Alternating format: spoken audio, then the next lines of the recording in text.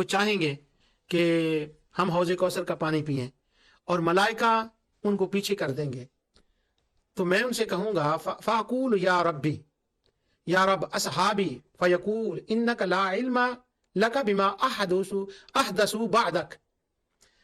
وہ جب حوض کوثر کا پانی پینے کے لیے آئیں گے تو میں ساقی ہوں گا وہاں پر، تو فرشتے ان کو روک دیں گے۔ بڑی تفصیل ہے اس کے اندر کس طرح سے روکیں گے، تو میں کہوں گا یہ تو وہ میرے ساتھی ہیں، تو جواب دیا جائے گا، ملائکہ کہیں گے انک لا علم لک، آپ نہیں جانتے کہ بما احدثوا بعدک، انہوں نے آپ کے بعد کیا کیا بدعتیں کی تھی۔ چونکہ لفظ احدثوا آیا ہے اور نئے کام کا آیا ہے، اور آپ کے بعد انہوں نے کیا کیا بدعتیں کی ہیں۔ اب بدعت سے مطلب صرف یہ نہیں ہے کہ نیا کام کوئی کیا تھا، بلکہ بما احدثوا بعدک کچھ نئے کام کیے تھے، ان کی تفصیل آگے ہے۔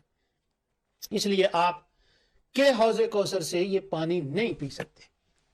اب میں آپ کو اس کو لطیفہ کہہ لیں یا رو لیں اس پر کہ جب بدعت کے خلاف جو کتابیں لکھی گئی ہیں، جن ہمارے شبہ ڈالنے والوں نے رد بدعات میں کتابیں لکھی ہیں، کم و بیش ہر کتاب میں اس حدیث کا ذکر کیا گیا ہے، اور اس کے اوپر جو ہیڈنگ دی گئی ہے، ٹائٹل جو لکھا گیا ہے، وہ یہ لکھا گیا ہے کہ بدعت کرنے والے قیامت کے دن حوض کوثر سے محروم رہیں گے، ان کو پانی نہیں پلایا جائے گا۔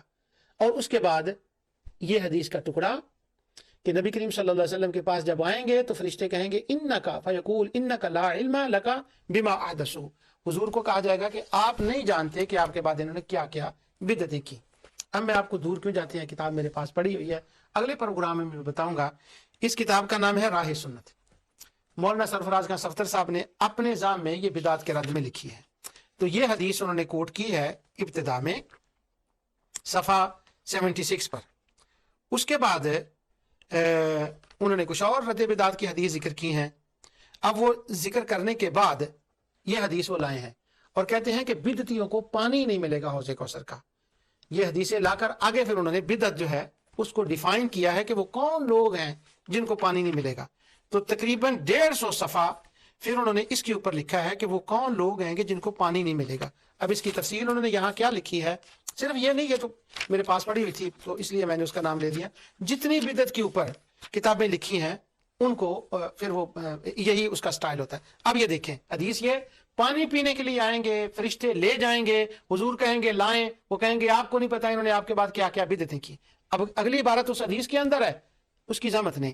اب وہ بدعتیں کیا کیا ہیں، اب 150 صفحہ اس کے اوپر صرف ہوا ہے۔ بدعت یہ ہے اکٹھے بیٹھ کر ذکر کرنا، جمعرات کے دن ختم دینا، میلاد کرنا، عرس کرنا، مزارات پر جانا، مزاروں کے اوپر جا کر وہ ٹیوبیں یا بلب لگانا، مزار کے اوپر چادریں ڈالنا، نماز جنازہ کے بعد دعا مانگنا یا رب العالمین۔ جو کفن ہوتا ہے اس کے اوپر کوئی اس نیت سے کچھ لکھ دے کوئی کہ میں بسم اللہ الرحمن الرحیم لکھ رہا ہوں، اللہ کا نام ہے، شاید اس کے صدقے اللہ تعالیٰ اس کی مغفرت کر دے، یہ کفنی کے اوپر لکھنا۔ کوئی بندہ فوت ہو جائے، تیسرے دن اس کے لیے مغفرت کی دعا کرنا، 7ویں دن مغفرت کی دعا کرنا، 10ویں دن مغفرت کی دعا کرنا، 40ویں دن مغفرت کی دعا کرنا۔ اور اگر کوئی بندہ اپنے بیٹے کا نام عبد النبی یا عبد الرسول رکھ لے، قبر پر کھڑے ہو کر اذان کہہ دینا۔ میں نے لسٹ آپ کو دے دی 150 صفحے کی۔